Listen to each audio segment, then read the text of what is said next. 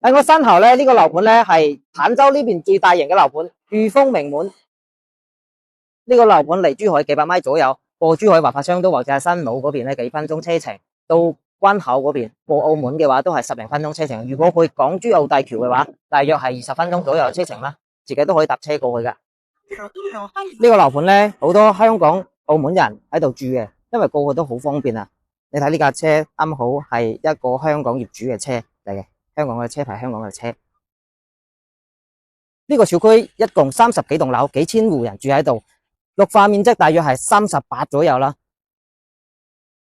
成個小區嘅綠化咧似公園咁，呢度仲有一條廊橋，我哋環顧下成個小區嘅園林。如果成為呢邊嘅業主咧，茶餘飯後一落樓都唔使去公園啦，都可以散下步、跑步，幾舒服啊！呢個園林。如果你中意打波嘅話，咁呢個小區啱晒你噶。設咁嘅籃球場，小區入邊有4個，羽毛球場有4個，呢度仲有個網球場，全部係俾業主免費使用噶。呢度仲有個泳池，一落樓就可以游水。呢個小區生活都好方便噶，即係喺坦洲中心位置啦，一落樓就係呢個大型嘅購物廣場。無論係食嘢、睇電影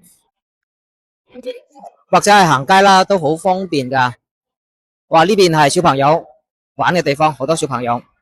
如果你呢套房係攞嚟度假或者係自己長期住嘅話，無論係園林或者係居住、交通、購物、玩樂都可以全部滿足你嘅需求嘅。我哋依家過嚟睇一套88平方嘅面積嘅，但係佢好實用嘅，大約有120平方左右嘅實用，3房2廳2衛。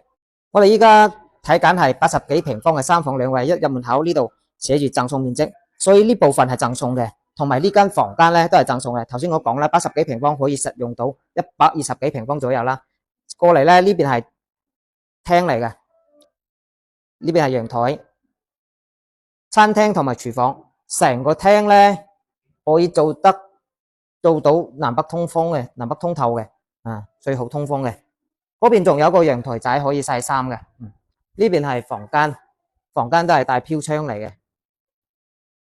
洗手間呢個係公用洗手間。到呢度啦，就係主人房嘅套間嚟嘅啦。